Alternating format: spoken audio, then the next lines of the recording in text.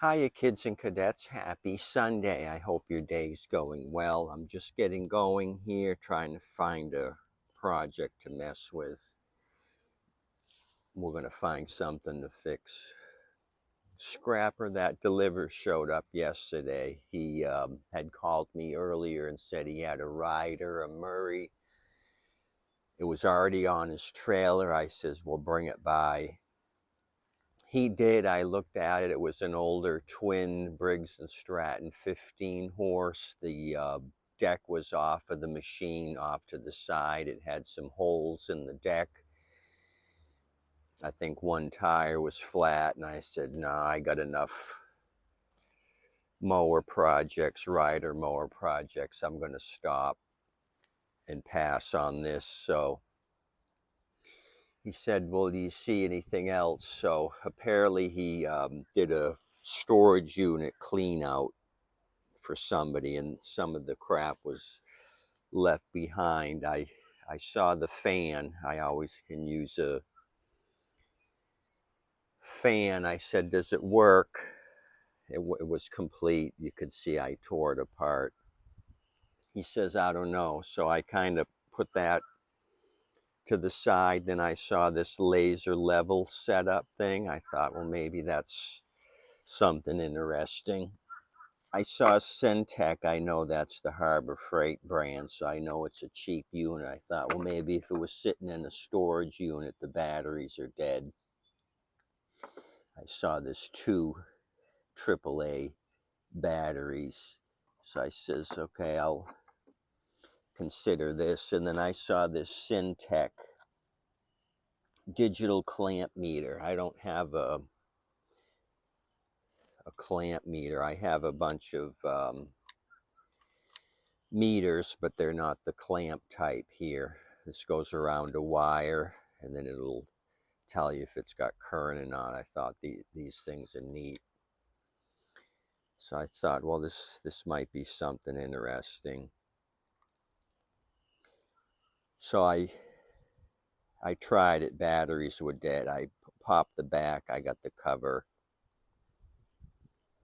inside, but it takes 3 CR2032s. So I got to get 3 batteries to see if this thing works.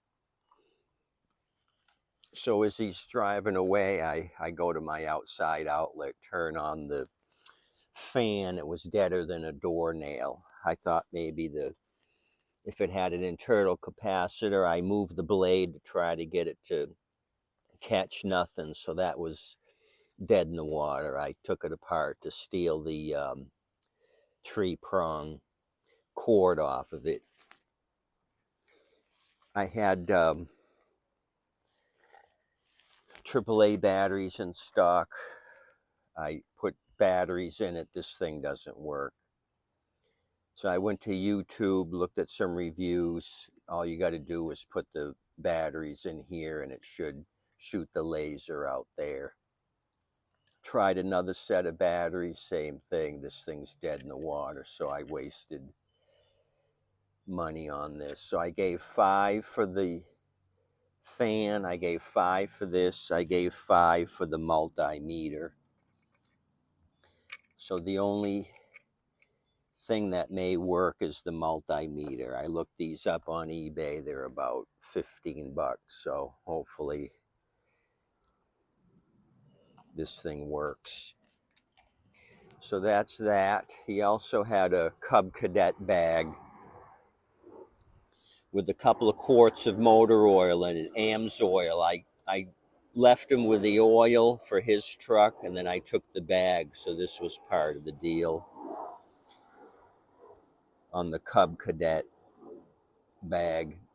So that was a failure. I didn't take the rider, and 2 out of 3 here of failures. So I've been messing with this Cub Cadet zero turn. Some parts came in this week.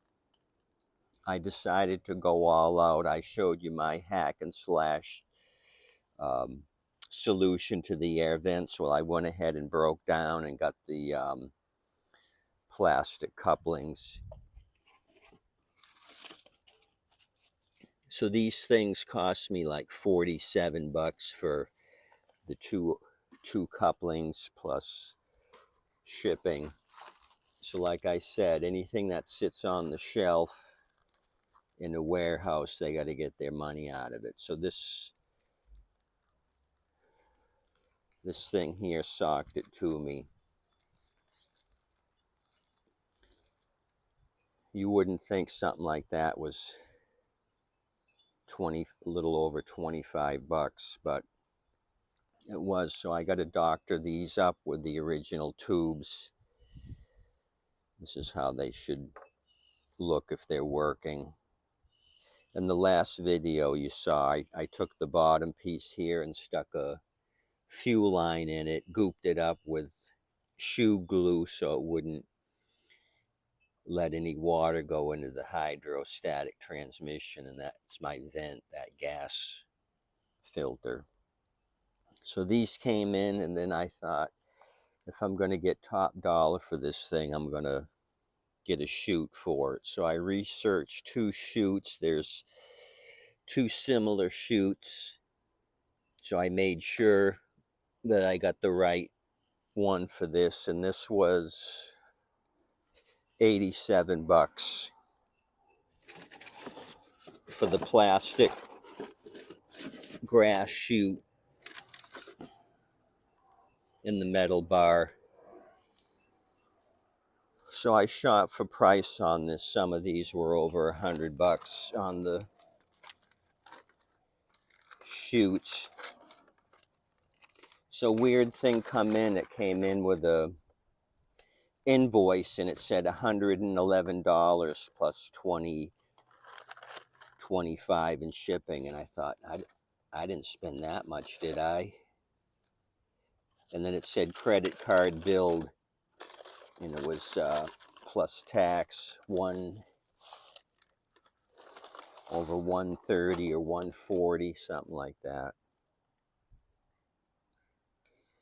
I haven't even looked at it to see if it's right, but let's see if the holes line up.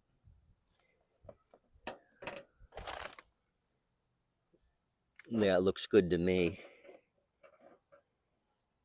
Yeah, because a couple of them, the hole patterns were closer, so I didn't want to get swindled. I wanted to make sure it was right, so I got the right one. I also counted the slots in the pictures and made sure it lined up. So back to the story on the invoice. So I used PayPal to pay. I thought, oh, did they bill me twice or bill me more for shipping that I didn't know about on PayPal? But PayPal said 87 something, like it should have been, or 86. So that wasn't an issue. So I looked at the return address, and the return address says Ohio, MTD Warehouse, Ohio. I don't have the invoice here. And I looked at the seller. I got it on eBay. I looked at the seller, and he's from Oregon. So I talked to my buddy Matt, who's the vintage motorcycle guru of Manatee County, and I thought that was a strange experience. He had another strange delivery too, where things didn't add up.